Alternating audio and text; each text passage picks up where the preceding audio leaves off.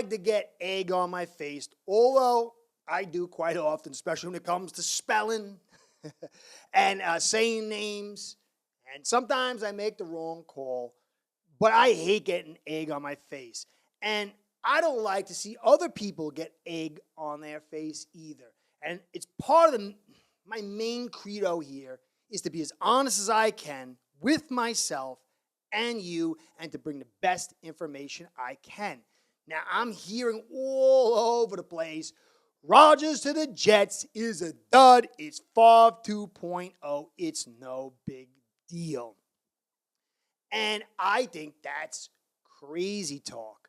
So I'm going to show today clearly the difference between Rodgers in 21 when he had his MVP and then Rodgers in 22 wasn't really that much difference when you add the reality of the context and you look how he played and what was around him. Now, I'm not doing that, as some people like to say, you could be negative. I mean, even when I'm accurate, sometimes I get you're negative. I have a very high accuracy rating for a reason. I'm honest with myself, and I try not to be a cheerleader. Cheerleaders have been cheering the Dolphins fans for a long, long, long time. Every year is the year. Everything the Dolphins do is the greatest thing since forever. And then every year, it's a little less than that. Now, I'm not saying this season's going to be. In fact, I've been talking up a little higher than usual. I have hope. But I'm also sober. I'm not drunk on hopium or Fan-Aid. Rodgers going to the Jets is going to be a tough out. It's going to make the AFC East very, very tough. And this isn't a bad thing. For Jets fans, what I'm going to say here is going to make them happy. But for Dolphins fans, it should make you excited too. I was watching a couple weeks ago or a month ago, I don't remember, Last of the Mohicans. And one of the lines in it is great. One of the Native Americans is like, how powerful a man's enemy is how powerful a man is. Because only powerful men get powerful enemies. And so it's the Dolphins' time. We could beat who we need to beat in our division, in the playoffs, or whatever. And if we can get past Rodgers, who's going to be tough with the Jets, and we can get past Allen with the Bills, who's going to be tough, and even if whatever's going on, the craziness over there, I got to do a podcast on that, with the Patriots, they're still going to be tough. We can have big feathers in our caps. We can celebrate that we're not doing like a Manning over there and just cruise controlling to the playoffs. It will really add such extra spice to our celebration. So I'm going to demonstrate clearly to keep the egg off your face. And, I'm not saying it's 100%, but I'm saying it's very high that what I'm saying is going to happen. It's going to mean Rodgers and the Jets are going to be a dogfight in this division. So, just want to give you a shout out for stopping by. I appreciate it. Everything you guys do, the likes, the subscribes, the comments, even if you call me negative and, you're not just being a jackass. Sometimes I get that, but sometimes I get really good takes on it. Like, hey, I appreciate that. I appreciate communication. It means the world to me. And you guys are the best. So shout out to you. Shout out to Ace Per Head, because without the two of you, this show ain't going down. Ace Per Head's betting software is the premier white label platform for bookies to manage their players and grow their sportsbook operation. Click the link in the description below to get set up in minutes. Ask for the Curtis promo and get a special introductory discount. So Rodgers in 2021 with the MVP had 37 touchdowns and 4 picks. Last year, he had 26 and 12. Now, 26 and 12 is not terrible, man. 2-1, that's not terrible. But you have to factor in he lost his number one receiver, all-world receiver, who went to the Vegas Raiders and, did wonderful over there, carried the team. He had a bad back. He had a broken thumb on his throwing hand through a good portion of the season. He lost Bakhtari, his star left tackle, for 6 games, I think, 5, 6 games during the season, and a bunch of them early on. Elton Jenkins, he lost him for 2 or 3. They had to start Zach Tom, 4th-round pick, at tackle, at guard. And so he had very little help at the receiver group. He uplifted a bunch of these guys. And his offensive line, which the exterior, the tackles are really good, but as you get inside, it's like, was diminished through injuries. But once kind of things, hell started kicking in, he made that big run at the end. Where you say, well, that's anecdotal. Okay, broken thumb on the passing hand and a bad back. But let's look at the information. So you see here, this is a list of passing stats, and you can see completions. He was 10th, attempts 10th, yards 11th, intended air yards 13th. There was a somewhat vertical, top third of the league almost, vertical offense. And caught air yards completions was 26th. So he literally was attending 13th, but the completed was 16th. And again, that goes to the fact of the diminished receiving group, as well as him being beat up and having pressure. So let's take a look at the pressure. Now, he had pretty good pressure in 2021, but he is mobile, and that's a thing to consider too, with the Dolphins and with the Bills and with the Patriots playing against them. He's a dangerous guy because he can get on the move. Now, but he had lots of pressure. They blitzed him 12th most. It was a little bit less than that, maybe 14th to 15th. I'll check in a second. The year before, he had 13th in hurries, 17th in hits, and he was 14th in pressures and 14th in sacks. So he had a substantial amount of pressure. Not terrible, but that's not what you sign up for your 38-year-old quarterback or want him to have, okay? But he still managed to be top 13 in the league. Now, his individual performance, okay? Let's take a look at this little here stat. Now, there was mitigating factors.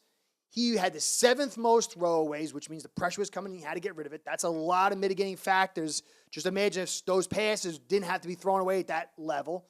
He was 2nd in drops. You don't think that's a big deal? Changing to what happened through the course of the season? 2nd in drops. Almost 8%.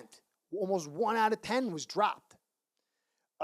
Now, he was 21st in least bad throws, despite the pressure, which is a really good sign for a guy being that beat up. And there was a lot of... Tua had higher bad throw percentage. Brady, Mahomes, Burrow. So, let's keep that in account. And then here's the little cherry on top, guys. He was 2nd in on-target throw. So, when you pull all this together, he had a lot of mitigating factors with his health, with his offensive line in fluctuation, lost all-star receiver, still produced top 12 in the league, top 11 in the league, had probably about top 14 pressures, 32 sacks you don't want on a 38-year-old guy, and he had all the throwaways, 2nd in drops, and he still was the 2nd best on target, and I guess you would say 11th least bad throws in the league. Now, again, this does not mean he's going to be awesome because I should have put his comment up here. It was a very cogent point. He said, well, the Packers have this great offensive line, and he's going to go to the Jets, and they are a disaster on the offensive line. And in a certain bit of truth, it's true. Elton Jenkins and Bakhtari are top 15 tackles. When you got 2 awesome tackles like that, and then you bring a really good quality guy, you got Runyon in there who's old, but he can still manage it. The interior is okay. And then you bring Zach Tom, who played exceptional in the pass game protection. So they had a quality offensive line. But I do believe that the knock on the Jets is a little bit misguided as well. Now, I like the Dolphin situation with Teron and Connor and Hunt. Those are 3 higher points, clear higher points than the Jets have, although Teron, my man Teron, has the injury history.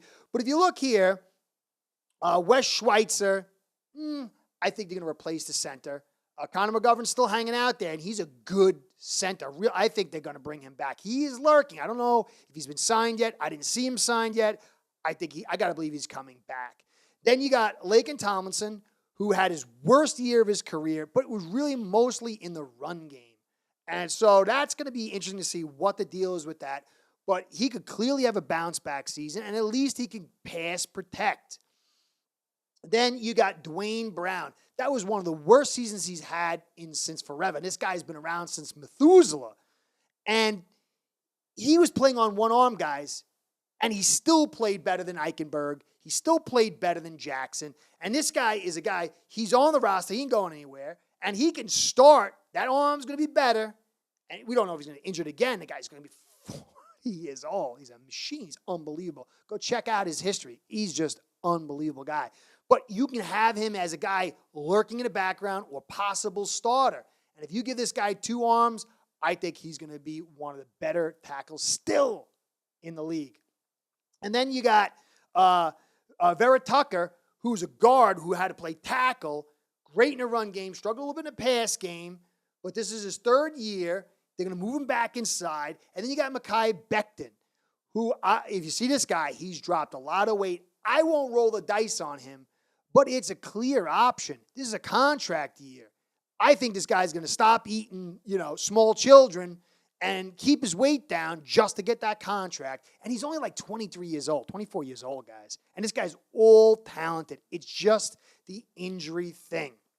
And then on top of that, like I said, he's still going to add Connor McGovern if they bring him back. Then they got their picks that they can add as well. And so this offensive line has the potential to be a quality offensive line. And remember, some of these guys struggled a bit because they had Zach Wilson. They had Flaquito. And I like Mike White, but he ain't Rodgers. Rodgers, he's not going to throw the picks like Favre threw in 2022. This team is better than 2022, and they're probably going to lose 1 second-round pick to get Rodgers and a future pick. And they're going to have a nice draft. They're probably going to go tackle with that first pick or guard, probably tackle. And so there's going to be quality. And they have good running backs. They have good receivers. So when you pull all this together, I think if you had to bet your life, you'd bet that Rodgers is going to have a bounce-back season. Again, if you're a Bills fan, this doesn't mean you're doomed. If you're a Dolphins fan, it doesn't mean you're doomed. If you're a Pats fan, it doesn't mean you're doomed. But it does mean this guy is going to be a serious upgrade over what they had last year. And this team is a quality team that's going to add some more pieces. So we need to be sober, need to be realistic, and save yourself embarrassment. I mean, he might not be Rodgers at 21. And that's fair. But to say, who really cares about this is nothing. That's crazy talk, guys. Go back and watch the games. Go consider what I just said. And again, the beauty of having a great division is you're battle-tested for playoffs. You can hold your head up high and say, I earned it. Whoever takes, if Rodgers ends up going, and I figure out what the heck's going on again over there in New England, whoever comes out of the AFC East should be proud. Their fans should be extremely proud. We're fans. We're desperate. We all want our team to win, except for maybe the Patriots. They've had so many. But for the rest of us, we're all desperate. But really, you've got to want to beat the best to be the best. And Rodgers coming to the Jets means AFC East is probably top 2 or 3 divisions in the NFL. And I love it. I love it as a football fan, and I'm going to love it if my Dolphins take it because I am going to say, That's a team. How about them Dolphins? All right, guys. So I hope you enjoyed. Hope you understand. We'll see. But I don't see how it could be anything other than Rodgers being a quality, high quality quarterback and elevating this Jets team. We'll see, though. Anyway, Curtis saying thanks for stopping by. Catch you next time. Be well. Go Fins. Start building your own online sportsbook today by getting signed up with AceBread.com service that'll allow you to book action on sports from all around the world.